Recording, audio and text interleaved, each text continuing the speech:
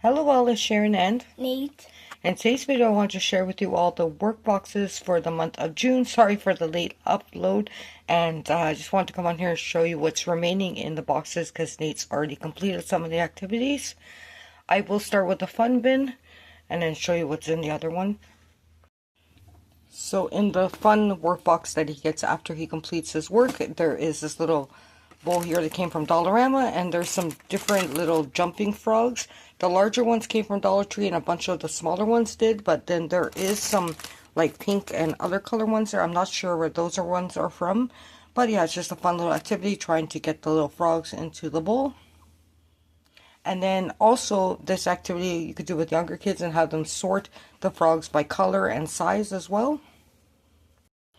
And then we have these colorful little butterflies here. And again, you could sort these by color. And Nate likes to also try to toss them into like a little bin. And we could also hide these around the room and have him find them.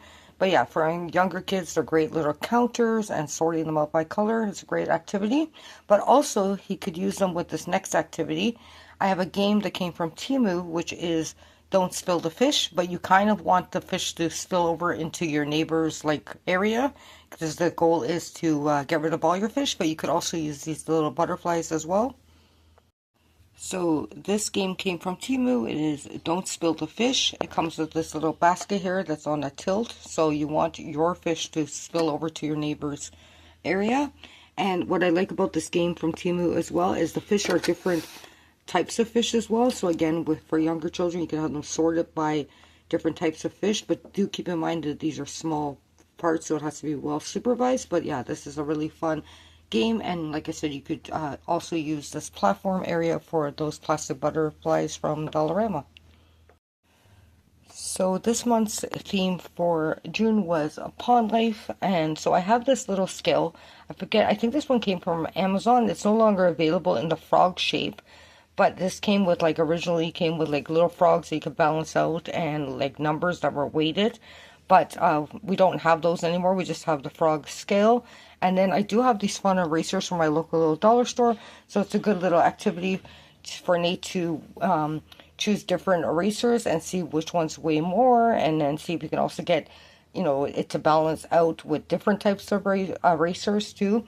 But these erasers are always fun too because you could stack them up. You can use them as counters again. You could have children sort them by color and different animals, like show me all the butterflies, show me all the ladybugs. So yeah, I love these little erasers, and you can find these at Dollarama, Dollar Tree. Your local little dollar store should have little fun themed erasers. But yeah, this is just a little activity for him to do to make estimates and predictions of what would weigh more. And then we have some printouts. So this one is one where it's like fishing for syllables. So it has fish with 3, 2, and 1.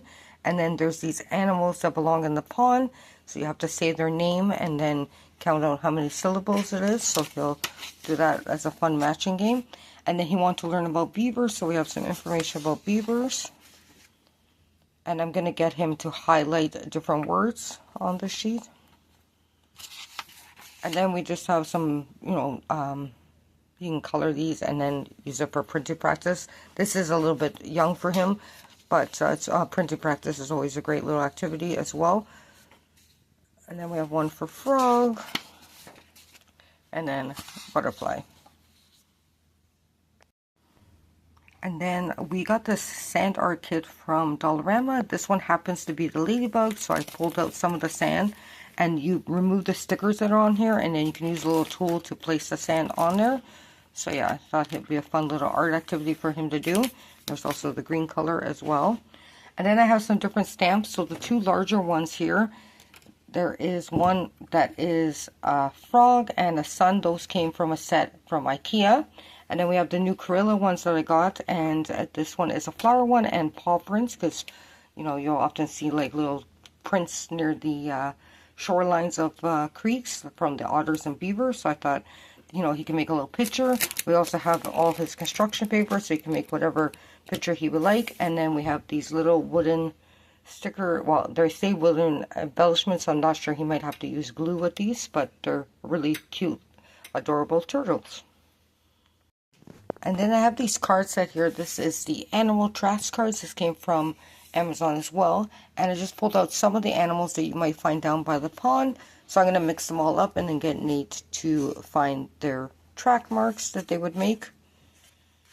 So I thought that'd be a fun little activity. And then when we go for walks, we can look for similar tracks in, you know, the muddy areas near the pond or the rivers. So this is a book that I had when I was a child. So this first side is beavers. On the other side it is chipmunks, but we're going to learn about the beavers. So there's just lots of information and pictures about beavers. So I thought you might enjoy learning about these beavers and looking at all the pictures. And then there is words that go along with this as well. So we'll be going over these words as part of his language activities. And then some more books from Amazon. We have this Osborne Minis book. So this is just the pond life to spot. So I thought we could take this on our nature walks. So we can spot any of these wonderful creatures. And then we have this one, National Geographic's Kids in the Pond. Really nice pictures. And then this is a fun story. This is Frog and Toad together. So I thought it'd be a nice chapter book for this month. And then we have this book, which I got in a set when I was working at the daycare from Scholastics. And this is Frog, and it's just the life cycles of the frog. So we'll be reading about this information. And then to go along with that frog book, I also have this. Now this goes over the life cycle of a frog. I haven't opened this one as a package. I've had this one for a very long time. It actually has my name on it from when I worked at the daycare. I used to use it with the kids there.